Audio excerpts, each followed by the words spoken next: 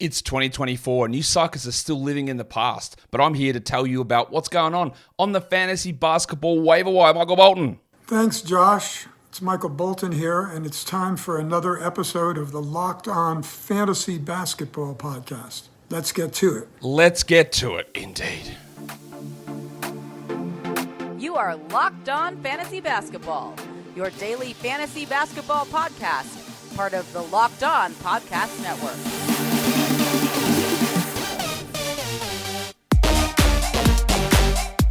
Hello and welcome to the Locked On Fantasy Basketball Podcast, brought to you by Basketball Monster.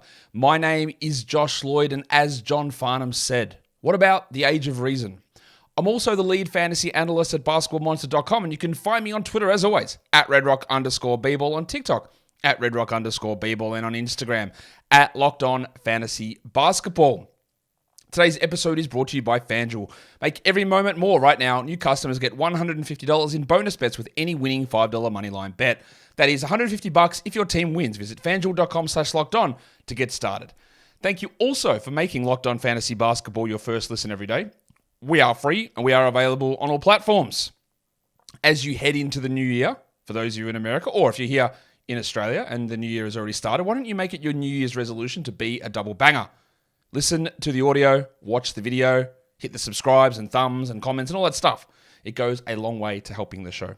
We're going to talk fantasy basketball waiver wire as we get ready for the beginning of week 11 in fantasy basketball.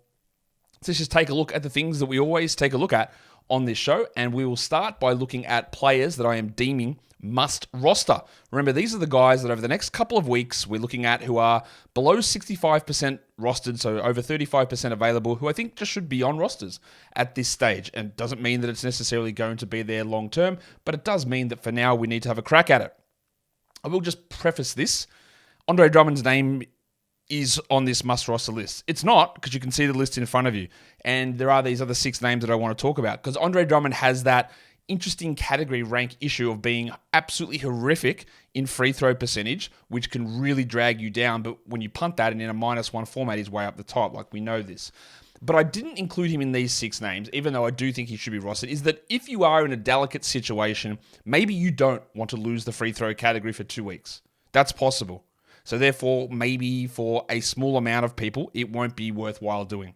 I still think that Andre Drummond needs to be rostered everywhere, but just be aware of that part of it. I got Isaiah Hartenstein still at the top of that list. I am a person with eyes, and I have watched Precious Achiuwa play basketball many, many times.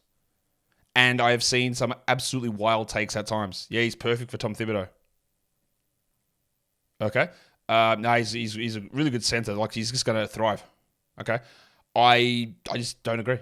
I don't agree with any of that. He is a high usage center. Tibbs hates it. He is one of the lowest basketball IQ players in the NBA on offense and defense. He's not big.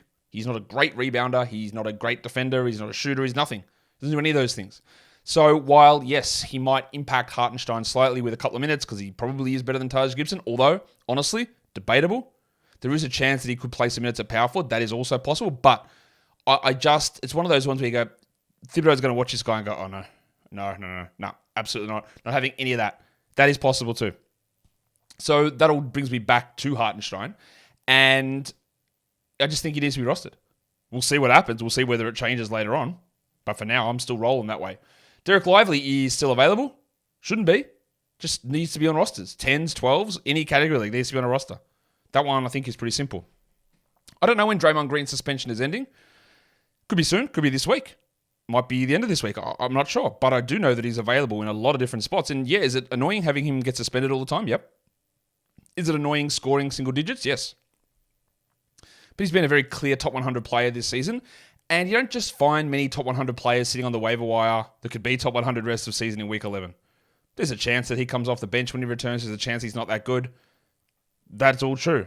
There's a chance that they continue to limit him and he gets suspended, whatever. Or he doesn't come back for 3 more weeks. I'd be taking the crack. We talked at length about this yesterday with Donte DiVincenzo and the trade and said that his value would boost, and then he went out and dropped a career high. I'd be really cautious about overreacting to that career high because, of course, OG Anunoby wasn't there. That's 36, 37 minutes of playing time that is not going to be available. And also Quentin Grimes was sick in that game too. But that doesn't change the fact that Donte DiVincenzo should be added in 12s. I'd probably consider in 10s maybe. I wasn't sure on that yesterday. I'd probably consider that in 10s, but I do think we want to grab him, and I would prioritize him, I believe, over Josh Hart. Pat Williams is a guy that I'm still rostering. He's not awesome. We know this, but he's doing enough that I think you want to grab him. And the last guy on that list is Emmanuel Quickley. I'm guessing that Quickley's been grabbed most spots, but he did fall under the 65% roster limit that we set on this. So obviously not everywhere. Don't worry about that. Go and add Emmanuel Quickley. There are some, again, that will disagree. We don't know how this will go. The thing, he'll just stay as a sixth man in Toronto. I would be very shocked if he is playing behind Schroeder and Gary Trent in a couple of weeks. I'd be really shocked at that. I believe that they... obviously they didn't prioritize getting first-round picks, and the prize there is Quickley and not Barrett, in my opinion, in the trade. So I think that Quickley will be starting, and he's actually a pretty perfect pairing with Scotty Barnes. So I do think that'll come to fruition pretty quickly, and I just wouldn't wait to find out, to see how it works. I just do it now. You know what we say, get ahead of it, and see exactly where that ends up. For points leagues, some of the same names there. Andre Drummond, there's no question about him in a points league. Like, the free throw percentage doesn't matter. So we go that direction without really any concern at all. You've got Isaiah Hartenstein, Derek Lively, Draymond Green, and Emmanuel Quickley still on that list. I'm going to throw Karis LeVert in there, who I'm not sure is a must in category leagues because the production's been up and down.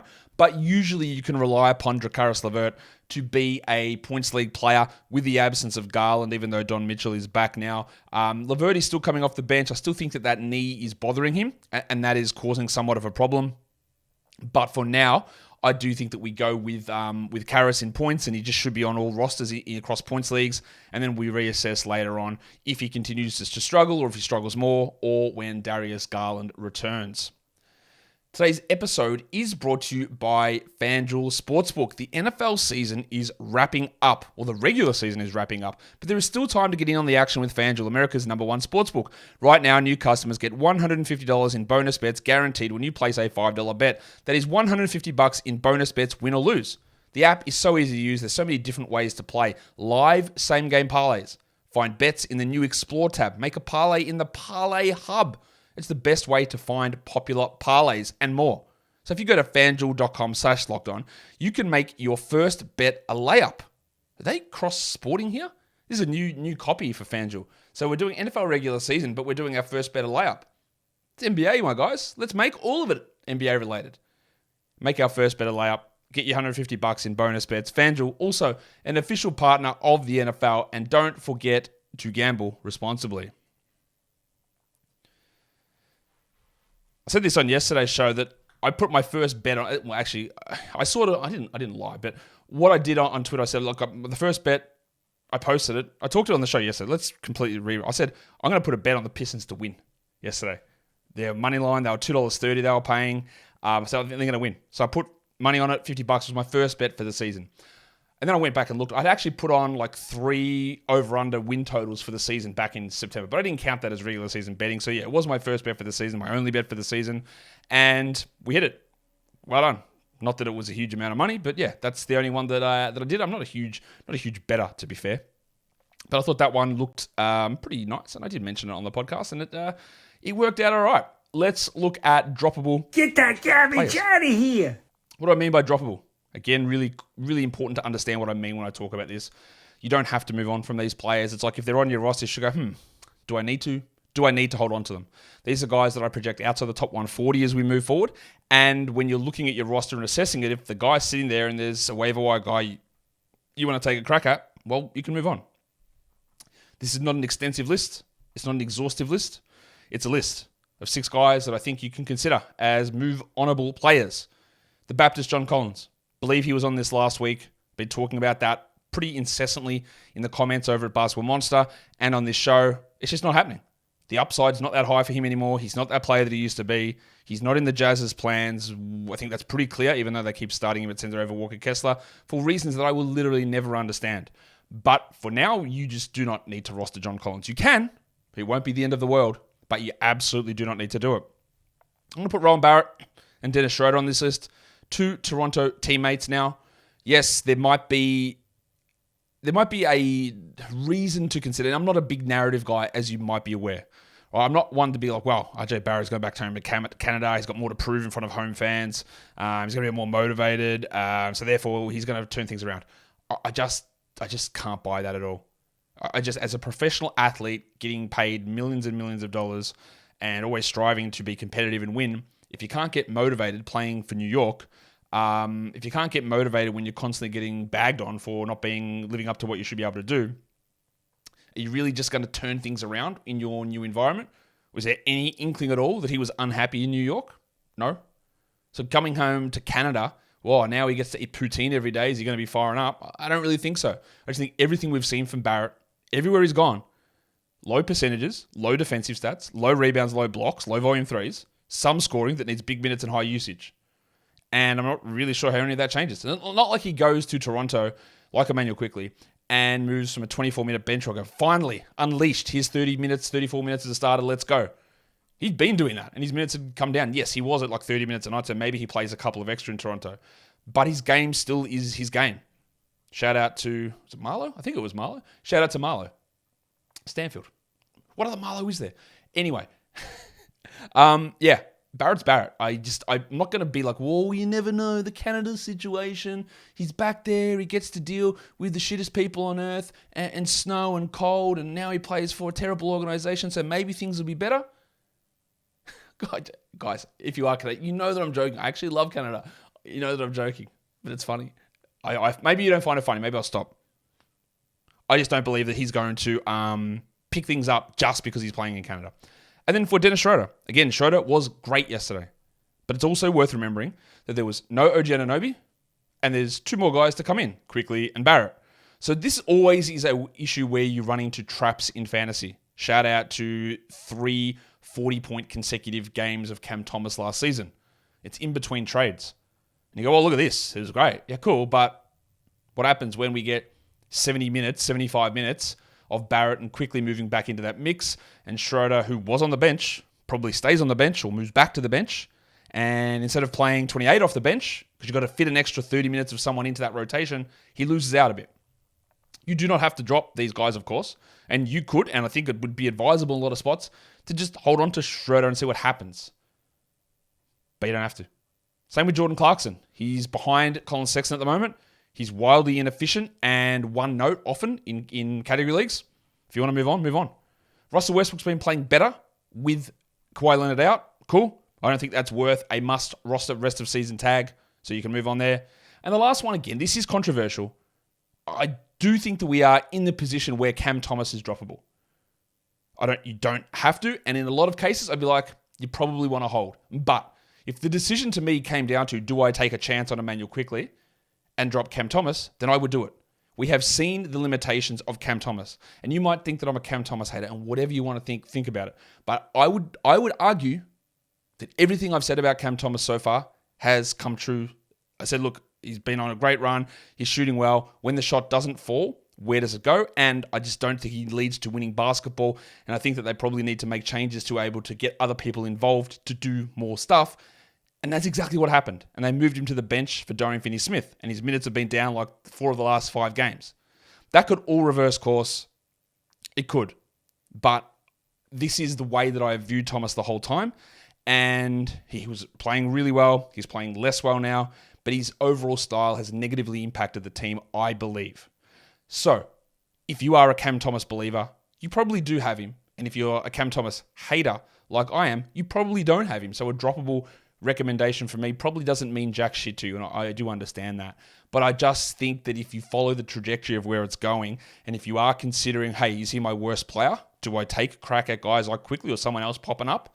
Then I believe the answer is yes, because I just firmly believe that you can't really have this successfully functioning offense if he's taking every shot in the world in that starting group. But you know where I sit on him. And that's always important to note as well. In points leagues, these are guys, again, that I think you can consider moving on from. I'm going to put Jordy Clarkson on there. This one will be controversial as well, but Jaime Jaquez.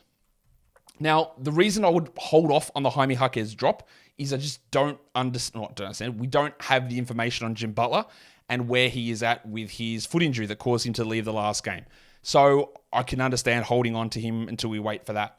But even in this extended run that Jaquez has been playing, where he's been pretty good, not so good last game, but he's been pretty good.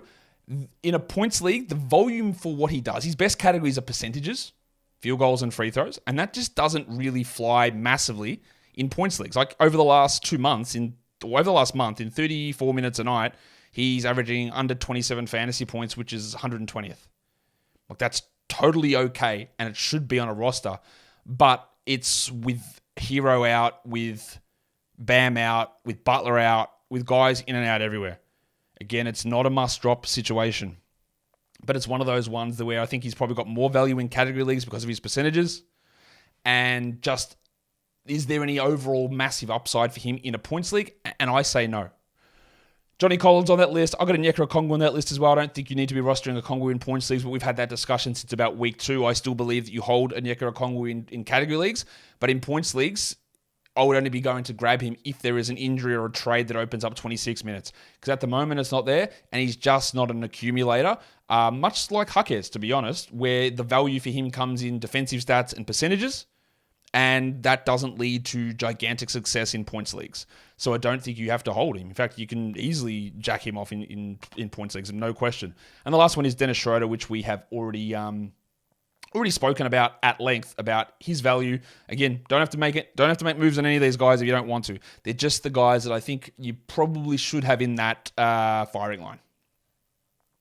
Today's episode is also brought to you by PricePick. PricePick is the largest daily fantasy sports platform in North America. It's also the easiest and the most exciting way to play daily fantasy sports. It's you against the numbers. Instead of out there battling against thousands of people in a large field tournament, against pros, sharks, guys who spend all day with their spreadsheets and algorithms and late swap formulas and all that sort of stuff, it's you and player projections. That's it. 2 to 6 individual stats you get out there, you chuck them into an entry, and you can win up to 25 times your money back. Just hit all 6 of them. Easy to do. You can do it across multiple different sports. There's a large range of players, a large range of stats, your points, rebounds, assists, steals, blocks, threes, fantasy points. Just look at it and go, more or less. Easy. Put them together. Really fast, easy to do. You can even go up against celebrity PricePick's favorite players like Meek Mill and Andrew Schultz as well, which you can find on the community plays under the promo tab on the app. So go to PricePicks.com/LockedOnNBA. Use the code LockedOnNBA for a first deposit match up to $100. That is PricePicks.com/LockedOnNBA. The code is LockedOnNBA, and that is for a first deposit match up to $100. PricePicks is daily fantasy sports made easy. Okay, we've looked at the must rosters and droppable section. That went for, why does that part always feel like it goes for a long time? Apologies for that. Let's now look at the most added players. And the number one most added player is Rui Hachimura, up 30%. And I pray to God that is just for Sunday streaming. Because the Lakers have a stinking schedule next week. They have one quality game on Sunday. That is it. And Rui Hachimura, well, he stinks just as much as that schedule does. He can be an okay points guy, but that's it. You do not need to do anything more than use him for Sunday and then jack him off. Eric Gordon, up 27%, rightfully so. The Suns have got a really good schedule. They're a pretty packed schedule, even with Brad Beal out. Gordo's doing enough. He's on a little bit of a shooting hot streak at the moment, which is always a W. He should be rostered. Behind Grayson Allen, but he should be rostered. And then Emmanuel Quickly, added everywhere. Cool, should be. Still hasn't jumped up enough, but it's been a big jump. The Dart Goga Badadze, almost 7,000 ads over on Yahoo. That is because of Wendell Carter's knee injury. He is an interesting short-term guy, but I don't think there's long-term value there. In fact, I don't even believe that Wendell has been ruled out yet, has he? Let me just have a look at that for the Orlando Magic. No, he hasn't even been ruled out, but people are preemptively adding Goga. They're also preemptively adding Larry Nance Jr. The last time we saw Nance was one game. He had 5 steals and took the minutes away from Valanciunas in a development that I did not see coming at all. I don't mind adding Larry Nance, especially if you're streaming in for Sunday. I don't think that he's a must-grab guy across the board, and obviously the 5 steals is probably going to end up as a season high. But it's one to watch. And then lastly, Jalen Suggs, which I'm actually really surprised to see Jalen Suggs as the 3rd most added player, not because I don't think Jalen Suggs should be added, but the fact that he was available in that many leagues to go and add him. So maybe I should have put him on the must-roster board. Yeah, Marco Fultz might return today, but I don't really care. Jalen Suggs, to me, is a pretty clear must-roster player or must-grab player, and people have gone and added him today. But not a lot that's really debatable on that list, I don't think, apart from Rui Hachimura. Get that the other side of the coin, who are the most dropped players over the last 24 to 48 hours? Number one on that list is the painter Matisse Thybulle. We know what he is. You add him when you want steals, when there's a nice little schedule bump, and that's it. You can't trust it long term. It does help when Ayton and Sharp and then Simons are out. It gives him extra minutes, but he might be a 21-minute, 20-minute a night player on a healthy team. And while that's great to get a couple of steals in, it's just not worth rostering. Craig Porter, we saw it. Mitchell come back. Porter did score well, but played 15 minutes. You cannot trust 15 minutes of Craig Porter in 10 or 12 or probably 14-team leagues. As much as we might like him, that path to minutes is nowhere near clear enough, or it's not even available, so you don't need to hold on to him. And finally, people are starting to move on from Asar Thompson. It is frustrating. I know that after that really hot start, now he's playing 12 minutes a night, but the spacing concerns are legitimate. I understand that part of it, and I just don't think that it's worth holding on to him, waiting for things to turn around. I would have dropped him a couple of weeks ago, and people are moving on now. Paul Reed, one of the most dropped players. Yep, great ad for the back-to-back. I know people say, well, what did I bother with Paul Reed for? It wasn't very good. It was actually pretty good for fantasy. I know he'll have some weird games in there, but he is still a really, really good player who contributes really highly in those low-volume stats usually. But Embiid is... I don't know if Embiid is back, but given the fact that if you want someone on Sunday, there's a chance that Embiid could return in the next game. So Reed has no value. So you move on. Cool. Derek Jones was dropped. I actually did drop Derek Jones in one of my leagues, even though I do think he's going to start for the Mavericks as we move forward. Because that's what Jason Kidd said. Although, Jason Kidd, pillar of honesty, might be not telling the truth in this one. I think that we can still roster Jones, but I get it. If you wanted someone else in on a weekend or to try to grab a DiVincenzo or a Josh Hart or someone like that in New York, no worries. And then Sticks was dropped. Jalen Smith. I will be very, very clear on this. I've said this a million times. I do not believe that Jalen Smith is a good player. I don't think he's a very good player at all. I don't think he's really much of a power forward. Honestly, I don't even think he's a good center. But he has had some good moments this season. Him starting has been okay. I wouldn't say it's blown us away. Hasn't really pushed to 28 or 29 minutes, which I don't know that he needs. He probably needs 25. But what I do know is that I added him in like 2 leagues, and I haven't even considered dropping. I just want to see how this starting role plays out. I get it. Again, is he your worst and you want someone on Sunday? If he's your worst player, by all means, go for it. Right? That is a general mantra that we try to live by here. It's one of them, one of the million on the old stone tablet behind us that's not there yet. But I would be giving that just a little bit more time, just to see exactly where this ends up going, and if we can get a little bit more stability in his production. Let's take a look at some hot players. Who has been a widely available player, who is a top 100 guy over the last week, and it is Stix's teammate, Aaron Nesmith, who has been dominating. I'm a little skeptical of some of what Nesmith was doing. He is putting up some unbelievable shooting numbers with unbelievable defensive numbers, but maybe that is just real. It is being compounded by Bruce Brown's absence, so I don't know where all that goes when Brown returns, but for now, Nesmith's rolling.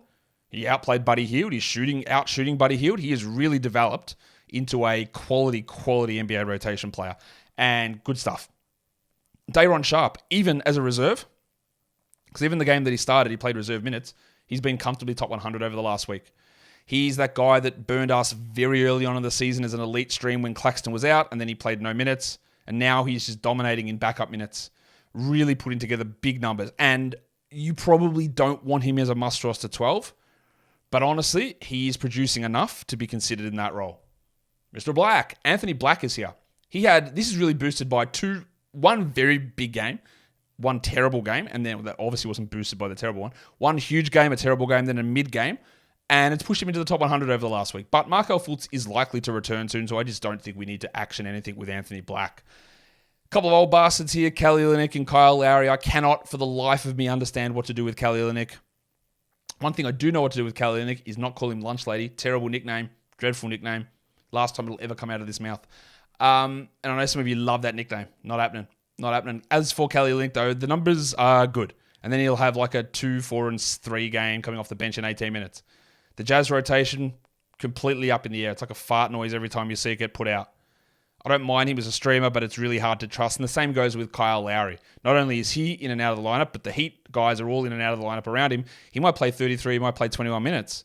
He might shoot 2 times, or he might go for 4 of 12, 12 points with 7 assists and 3 steals. I don't know. They are both firmly in the let's stream them in and see what happens. but I can't put any trust in that. And the other guy who's up there is Jabari Walker. Now, it's obviously been helped by the fact that Ayton has been out, Sharp has been out, and Simons has been out. Duop Reith has also been out, so Walker's playing a lot of center. I maintain that when we hit March, this is going to be one of the guys, unless he gets hurt, Jabari Walker is going to be one of the guys in March that helps you in the fantasy playoffs. Because Jeremy Grant's troublesome knee, he's got this thing, I don't know what it's called. It's like a ligament marchitis or something, I'm not sure, on his knee, and it just apparently gets sore every year around that time. So we'll see. Seasonal affective disorder for his knee ligaments. We'll see whether Grant actually plays. I doubt it. I think Walker would start, and I think he would put up really good numbers. Although they could start with Thibault and Kamara, but I think Walker's going to be a really interesting March player, but that's a March player. Good run from him. Not a lot that we need to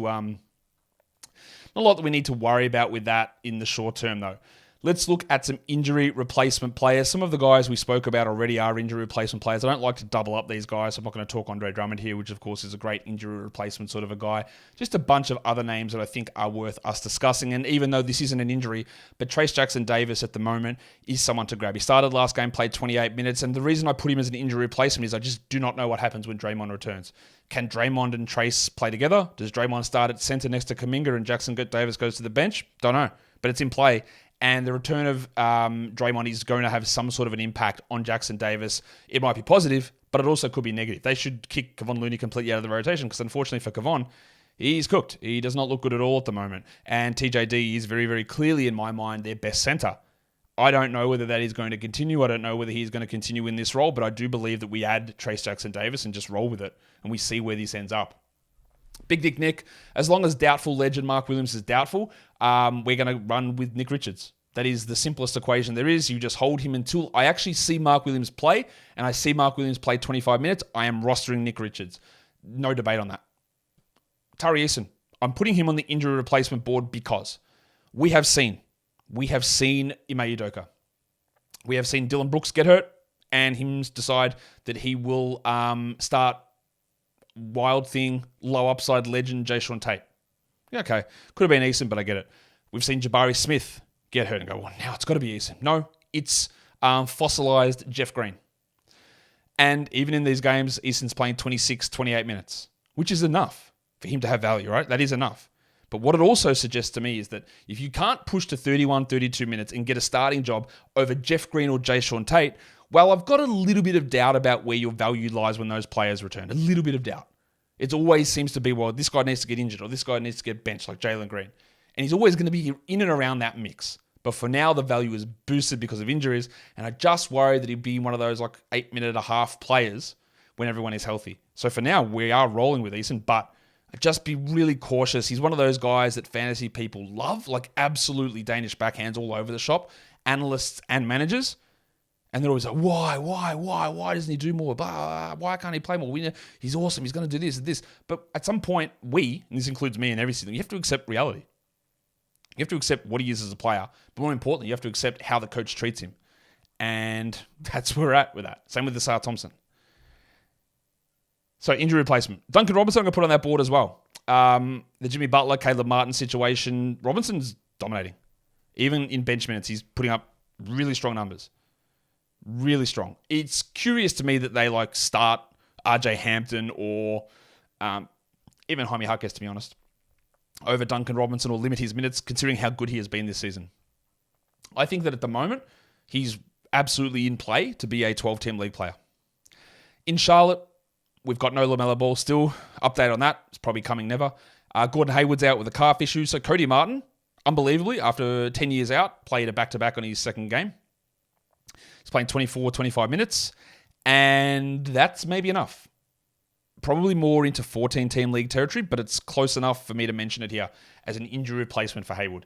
And lastly, I'm just going to put Sadiq Bey on here, the depressed penis. Does he have high upside? Absolutely not. Is he very good? No. But while DeAndre Hunter is out, Bey has enough value to maintain a 12-team league roster spot. When Hunter returns, I really don't think that'll be the case for Sadiq. But for now, it's here. He's still available in 40% of leagues, and I just don't think he should be. I don't love him at all, as you're probably well, maybe you do think that I like him because you saw me drafting him in round 12 of a bunch of mock drafts in the start. Man, Josh really loves Sadiq. Welcome to the show for the first time, and I just cannot express to you enough how much I don't think this guy's a good player and was horribly overrated all through his career. But the role is the role, and the role is here. So we roll with it. There you go. And lastly, I want to bring up just some other names that I think are important to talk about. And we are going to start this section off by talking about 3 rookies. Sterling, Scooter, Henderson. 3 points, assists, double-doubles in the last 3 weeks, I think it is. Yes, it has really helped that Simons and Sharp have been out. He started last game, but you know what? He actually looks comfortable. The shot is going in. We said this, that rookie point guards struggle. We don't know when the switch flips, and I said I'll give him until Christmas to really start to turn it on consistently. I said, all right, you think he can move on. And then about a day later, he put together a run of 3 games in a row. But if we're going to talk about Eason and opportunities, we have to talk about Scoot, because it's really been, he was running for some God knows reason as the 4th guard, but it's taken Sharp going out and now Simon's out last game to really elevate. Now, it'd be pretty bold to push him back into a 23-minute-a-night role behind Brogdon, Simons, and Sharp, but it's definitely possible. But for now, you've just got to have him, and we just got to see where this goes now. The next one is Keontae George.